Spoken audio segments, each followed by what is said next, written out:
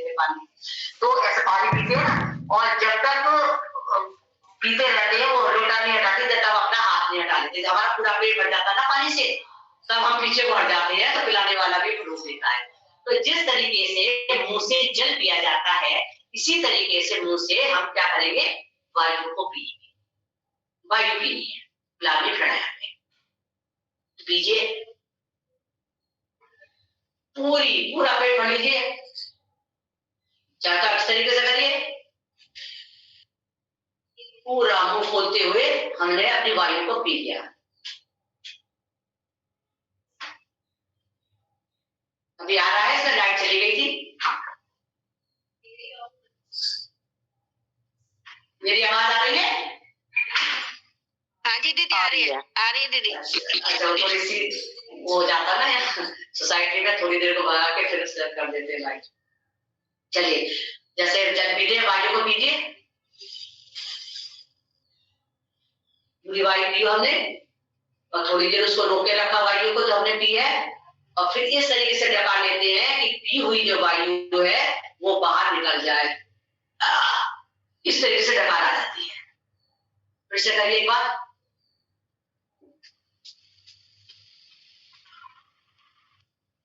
मुंह बंद, वायु पीने के बाद जब डकार लेते हैं तो पूरा मुंह खोल देना चाहिए।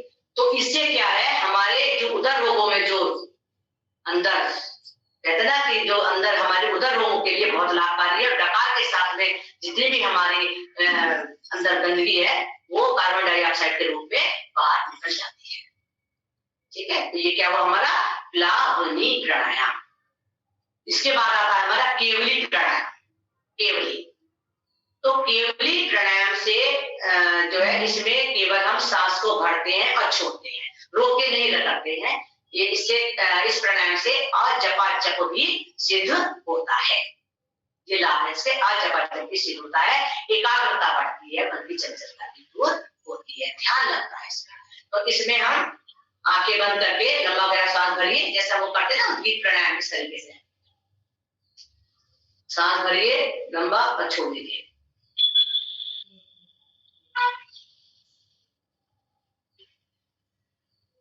ये ध्यान का प्राणायाम है, एकाग्रता बढ़ती है।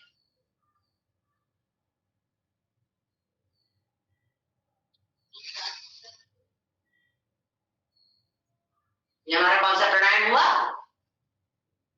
केवली प्राणायाम। केवल इसमें सांस का भरना, सांस का छोड़ना, यानी कि केवली, केवल का मतलब है केवल्य, मोक्ष को प्राप्त करना।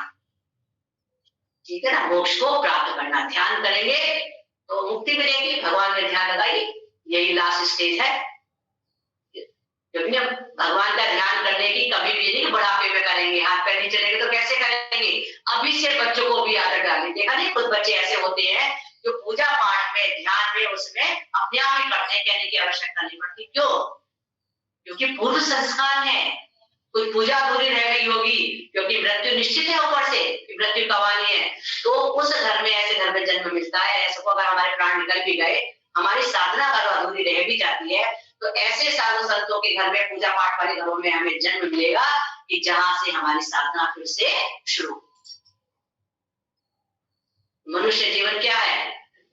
अपना बनाने के लिए, उस प्रभु को पाने के लिए ही जन्म मिला है, और कोई साधना करके प्रभु तक नहीं पहुंच सकता। केवल मनुष्य ही एक ऐसा है जो प्रभु तक पहुंच सकता है। इसके बाद आता है हमारा नाड़ी शोधन। नाड़ी शोधन, नाड़ी शोधन में आप क्या करेंगे? देखिए, अभी तो जैसे कपालभाति की तरह है, अभी तो हम आपको हाथ से करते हैं, सांस भरवाते हैं। उसके बाद जब हम तो ऐसे कर लेते, बिना हाथ लगाए, बिना हाथ लगाए ही सांस भर देते हैं। तो सबसे पहले हम सीधी नासिका से सांस भरेंगे, धीरे धीरे, साउंडलेस। कपालभाति में क्या अंतर यही है, कपालभाति और नाड़ी शोधन में। कपालभाति में जब हम सांस भरते हैं उसमें आवाज आती है सांस भरने की, करते रहेंगे भरते ना ऐसे, लेकिन ये इसमें हमारी सांस भरने में आवाज नहीं आएगी। यही नाड़ी शोधन है। धीरे धीरे सांस भरने, पूरी सांस भरना, एकदम इतनी सांस भरे कि आपके फेफड़े फूल जाए।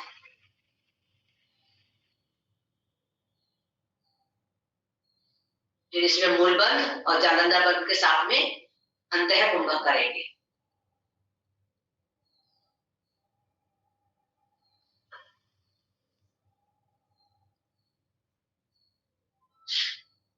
फिर धीरे धीरे बंद हटाते हुए दाहिनी नासिका को बंद करेंगे और उल्टी साइड से सांस को बाहर निकालेंगे धीरे धीरे।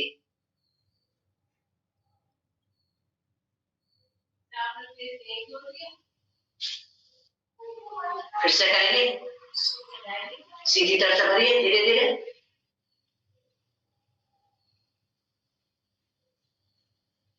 देखिए फेफड़ों में पूरी सांस भरिए, बाहर फेफड़े आपको दिख रहे होंगे, पूरी फेफड़ों में सांस गई।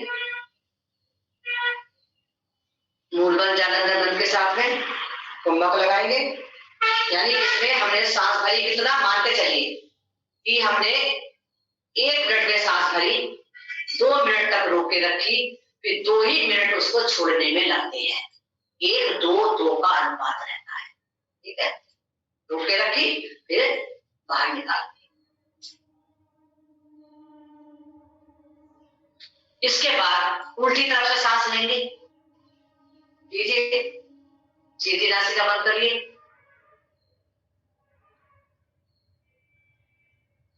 पूरी सांस फेफड़े तक भर जानी चाहिए। हाथ हटा दीजिए।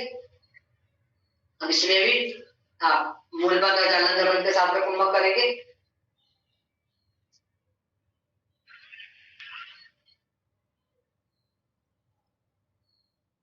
और बंद हटाते हुए सीधी तरफ से सांस को बाहर निकालेंगे।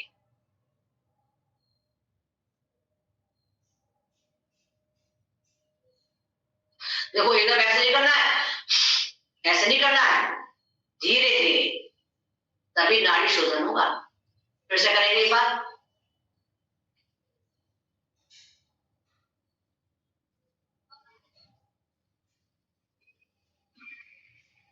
कुंभक लगाइए,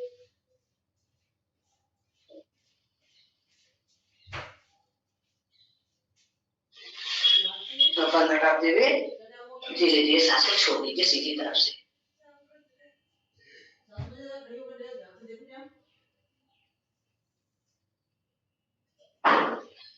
इससे भी हमें जो है एकाग्रता आती है इस प्राणायाम से भी, और जो हमारा ये है मन इंद्रिय प्राण पर इसका पूरा प्रभाव पड़ता है। मन इंद्रिय प्राण नाड़ी शोधन से ध्यान लगता है, उस प्रभु तक पहुंचने में यहाँ लगता है। तो मैंने आपको 8 प्राणायाम कराए और 9 आपको सहायक प्राणायाम कराए। कौन सा कराया? पहला था हमारा सूर्यभेदी, चंद्रभेदी, कर्ण रोगांतक, शीतली, शीतकारी। उसके बाद में हमने कराया था आपको मुच्छा, विप्लावनी, केवली और नाड़ी शोधन। ये हमने आपको 10 प्राणायाम आज सहायक कराए। इसके बाद में आप चलिए हाथों को खोल लीजिए, थोड़ा सा हाथों की एक्सरसाइज कर लीजिए, थोड़ा सा समय है। अंगूठा अंदर, मुट्ठी बंद, 1 2 3 4 5 कस के मुट्ठी बंद करके। ये पार्किंसन में भी लाभकारी है ये वाले आसन, सर्वाइकल स्पॉन्डिलाइटिस के लिए भी लाभकारी है। अब दूसरा करेंगे 1 2 3 4 5। देखिए ऐसे हाथ मत करना, बिल्कुल सीधे हाथ रखिए। तीसरा है 1 2 3 4 5। इसके बाद अंगूठा अंदर, मुट्ठी बंद, गोल गोल घुमाएंगे, 1 2 3 4 5। इसका उल्टा 1 2 3 4 5। हाथों को ऐसे करिए, 1 2। देखो बहुत ऐसा करते हैं, ऐसे नहीं करना है, सीधे रखो, 1 2 3 4 5। दूसरा 1 2 3 4 5। इसके बाद 1 2 3 4 5। कोरियों को मिला लीजिए, 1 2 3 4 5। उल्टा करिए, 1 2 3 4 5।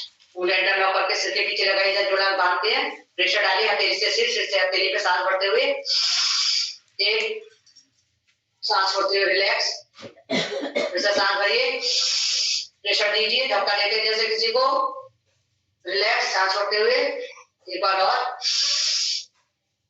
रिलैक्स।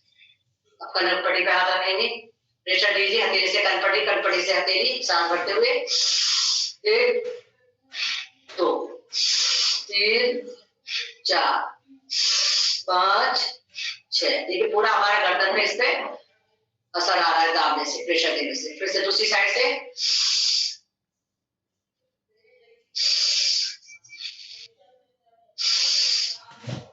हम उंगली लॉक करके माथे पे रखेंगे, प्रेशर लगाते हुए 1 2 1 2 1 2। हाथों का स्टैंड बना लीजिए, एक ऊपर प्रेशर दीजिए, 1 2 1 2 1 2। लेकिन जो डबल चिन हो जाती है ना, मोटी गर्दन होती है, छोटी के नीचे हो जाता है, उसके लिए बहुत विशेष लाभ पाएंगे।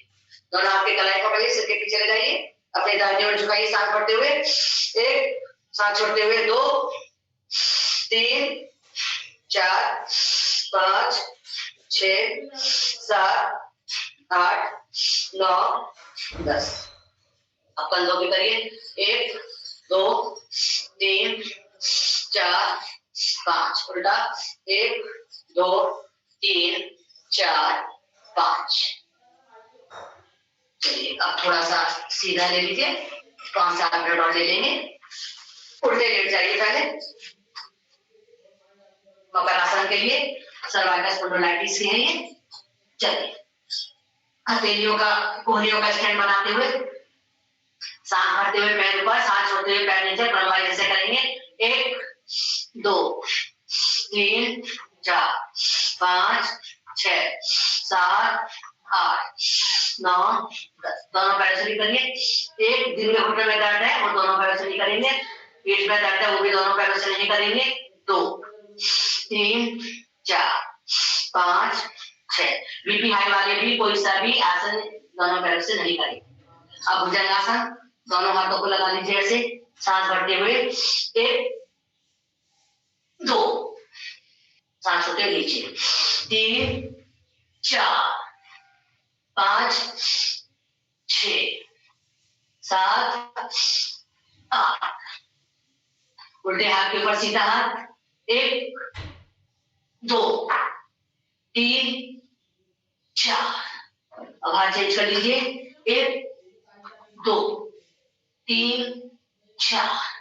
हाथों को लगा लीजिए जगह के नीचे, 1 2, सांस भरो पैर ऊपर, सांस छोड़ो नीचे, 4 5 6 7 8 9 10 11 12। ऐसे 15 20 बार आप करिए। दोनों हाथ की कलाई पकड़ के हाथों को कमर पर खींच के रख लीजिए। आगे से यह हमारा शलभासन, आगे से चेस्ट उठाइए, सांस भरते हुए 1 2। इसमें दूसरा हो जाता है, पैर भी पीछे से उठा लीजिए जितने आपके उठे, 1 2। ये हो गया हमारा शलभासन। चलिए बैठ जाइए, सीधे हो गए। थोड़ा सा आपको जड़ी बूटियों के बारे में मुझे बताना है, 2 मिनट में खत्म करती हूँ। मरकटासन 1 2 बारी कराऊंगी, हाथों को फैला लीजिए, मेरे को आगे आना पड़ेगा थोड़ा। चलिए थोड़े हाथ टेढ़े भी हो जाएंगे, कोई बात नहीं। पैरों को मोड़ लीजिए, ये कमर दर्द के लिए बहुत लाभकारी आसन है। दाहिनी ओर पैर, बाईं ओर हमारी जाएगी गर्दन, ठीक है। 1 2 3 4 5 6 7। देखिए जब गर्दन में हम इसे हमारी कमर में दर्द होता है तो थोड़ा देर रुकते हैं, ठीक है। अभी टाइम नहीं है इस बारे में, रुक नहीं रहे हैं। 8।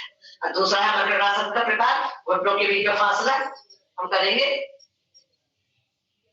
ठीक है। अब हमारे सीधे पैर का घुटना बाएं पंजे पे आएगा, 1 गर्दन अपोजिट, 2 3 4। इस तरीके से। तीसरा प्रकार है, सीधे पैर को उठाइए और उल्टे हाथ के पास लाइए, गर्दन अपोजिट, 1 2 पे ऊपर, 3 पे नीचे। ऐसे दूसरे पैर को ऊपर, 1 2, ऊपर ले जाइए और वापस। दूसरा है हवनमुक्तासन, सीधे पैर को मोड़िए, वायु संबंधित रोगों के लिए, जिसकी गैस बहुत अधिक बनती है उसके लिए उंगलियां टेढ़ा करके घुटने के पास लगाइए, नीचे यहाँ, और सांस छोड़ते हुए 1 नासिकाग्र लगाइए, 2। जिनको सर्वाइकल है वो इस तरीके से चेस्ट से लगाइए, सांस छोड़ते हुए और सांस लेते हुए पैर को लंबा करें। ये हमारा हवनमुक्तासन हो गया। तीसरा है कालपातासन, उठाइए, एक सांस भरते हुए 30 डिग्री तक, 2 3 4। तो इसके बाद आता है हमारा अर्धनासन, 90 डिग्री तक उठाएंगे, एक सांस भरते हुए पैर ऊपर, 2 सांस छोड़ते नीचे, 3 4 5 6 7 8। इस तरीके से 15-20 बार आप करेंगे। इसके बाद आता है शीतोपद्मासन, दोनों पैरों को मोड़ लीजिए और एड़ियों को पकड़ते, नहीं पकड़ी जाती तो ऐसे हाथ रख लीजिए, ठीक है, इस तरीके से उठा लीजिए, कमर को उठा लीजिए, कमर के लिए बहुत लाभकारी है, सर्वाइकल स्पॉन्डिलोलाइटिस जिसको है वो ये आसन ना करें। तो 3 4 5 6, दोनों हाथ ऐसे पैर को लंबा कर लीजिए। अब हम करेंगे पादकृतासन, 3 बार करेंगे, 1 2 घुटना बढ़ेगा नहीं, 3 और दूसरी साइड से 1 2, जिनको जो है मोटापा है, जान का मांस बढ़ा हुआ है, इसको 15-15 20-20 बार 50-50 बार एक तरफ से घुमाएंगे, फिर दूसरी तरफ से घुमाएंगे, दूसरे साइड से 1 2 3, इसका उल्टा 1 2 3। हम करेंगे साइकिलिंग, 5 बार सीधी चलाएंगे, 5 बार उल्टी चलाएंगे, 1 2 3 4 5। जैसे हम कई बार चलाते हैं, 1 2 3 4 5, इस तरीके से हम ये करेंगे, ठीक है। अब जो है उल्टी करवट में बैठ जाएंगे। देखिए, थोड़ा सा जड़ी बूटियों के बारे में सुन लो, थोड़ा मैं आगे आ गई आवाज, वैसे तो आई रही है आवाज सबको। देखिए, जो हमारा ये पत्थर चट्टा होता है,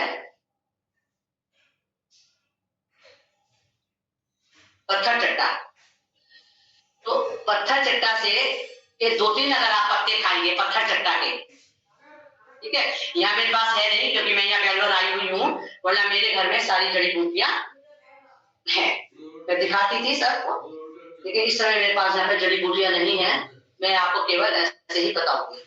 जो पत्थर चट्टा सभी जानते हैं, वो थोड़ा सा खाने में खट्टा भी लगता है। 2-3 पत्ते उसको चबा के, बारीक बारीक चबा के आप क्या करेंगे, ऊपर से पानी पी लेंगे 1 गिलास। 2 पत्ते सुबह खाली पेट, 2 दोपहर में और 2 रात को आप खाएंगे, ठीक है। तो इससे हमारी पथरी सही होती है। नहीं तो बाबा रामदेव जी की हमारे जो आती है, पतंजलि की हमारी आती है अश्वरी हर रस, क्या नाम है दवाई का मैंने बताया,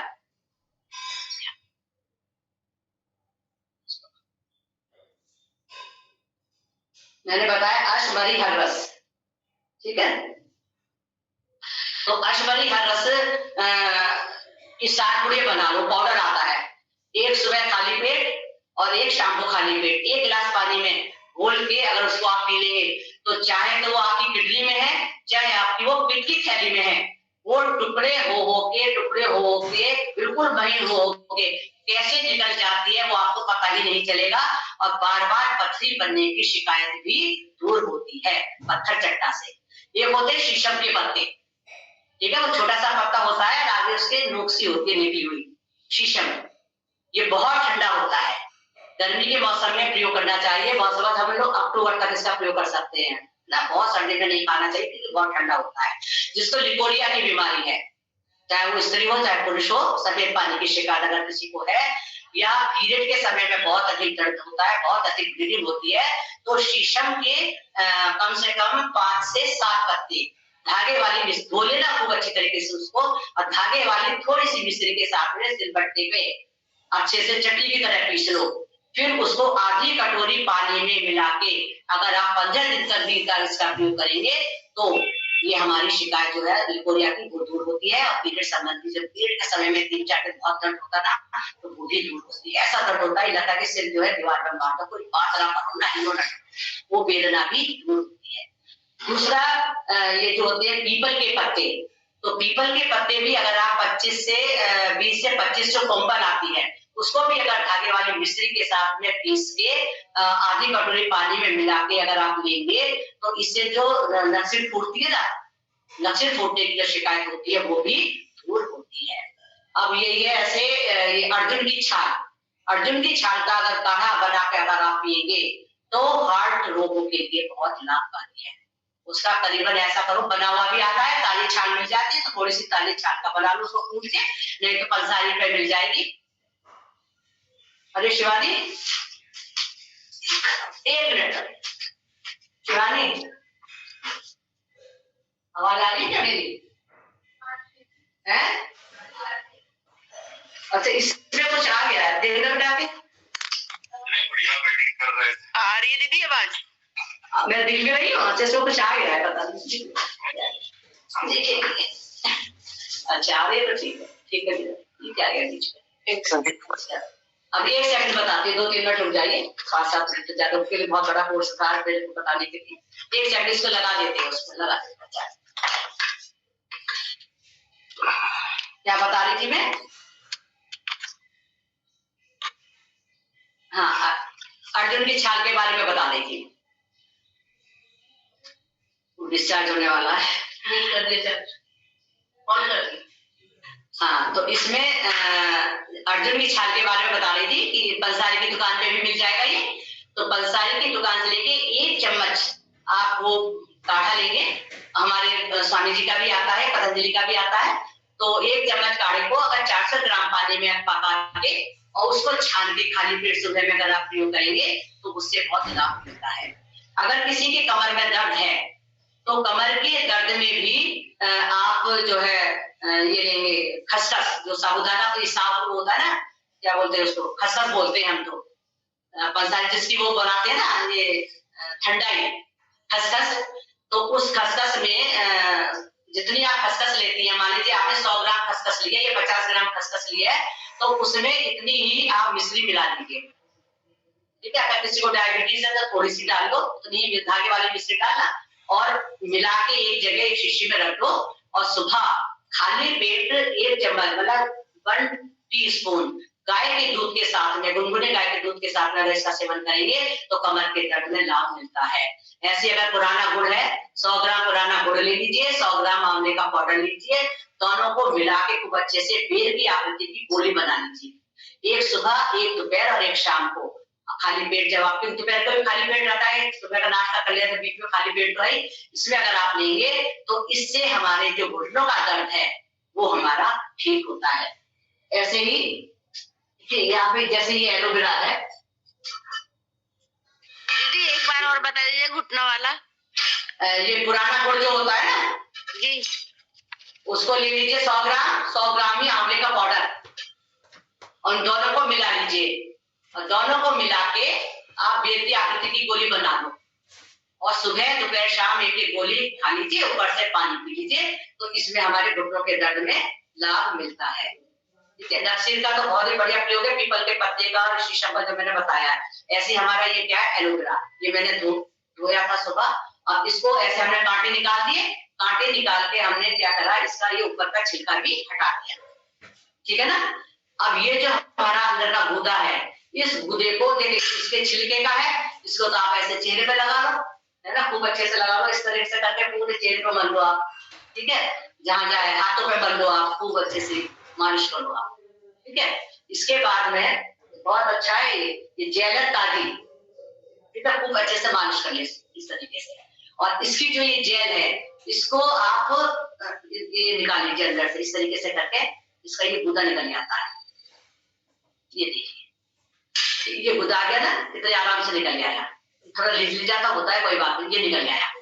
और इसके ऊपर अगर सेंधा नमक डाल के आप खाएंगे, इससे भी घुटनों का दर्द ठीक होता है ना। इसको आप पीस लो खूब अच्छे तरीके से, इसको पीस के अगर आप सिर में भी मालिश करेंगे ना, सिर की, इससे भी दंड हट जाता है। दंड के लिए मैंने बताया था कणखर सुहागा का फूला बना के रख लीजिए और उसमें अपने बालों के 1 चम्मच ले लीजिए, बालों के हिसाब से काम नहीं ले जाते हैं तो उसमें आप 1 चम्मच कणखर सुहागा ले लिया, 1 चम्मच आपने नारियल का तेल ले लिया और 3 से 4 चम्मच आपने दही ले लिया, उसको भी आप बालों में लगा के 1 से 2 घंटे तक रखिए। फिर जब आप सिर बाल धोएंगे किसी भी उससे धो लीजिए, जड़ी बूटी वाला जो आता है शैम्पू, उससे सिर धो लीजिए, तो आपके बाल भी रेशम से हो जाएंगे, जो सिर में जो डैंड्रफ है वो भी चली जाएगी।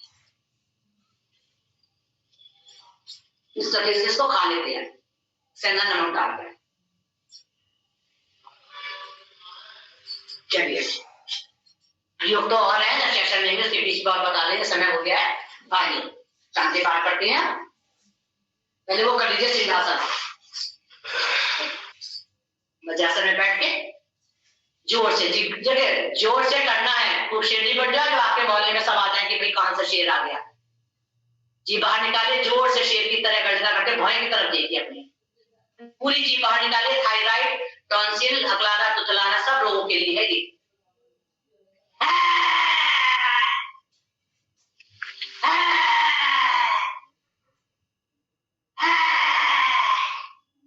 ऐसे करते 3 बार, ज्यादा नहीं करना है, 3 से 5 बार से ज्यादा नहीं करना है, वरना गले में कुछ हो जाता है।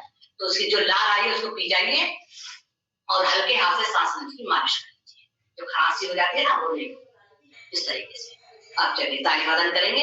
1 2 3 4, 1 2 3 4, 1 2 3 4, 1 2 3 4, 1 2 3 4, 1 2 3 4, और हाथ ऊपर उठा के मस्ती से झूमते हुए हास्य आसन,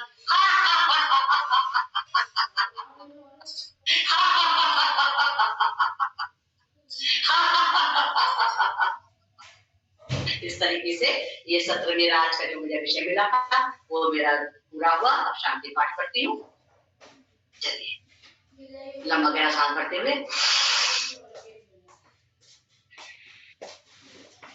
ओम द्यो शांति अंतरिक्षं शांति, पृथ्वी शांति, रापः शांति, औषधयः शांति, वनस्पतयः शांति, विश्वे देवा शांति, ब्रह्मा शांति, शरीरं शांति, शांतिरेव शांति, सामा शांतिरेधि। ओम शांति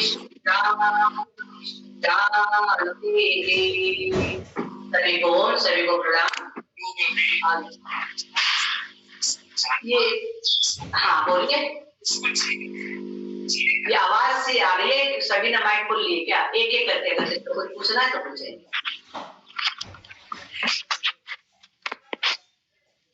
चलिए अब मेरा सत्र यहीं पे समाप्त होता है।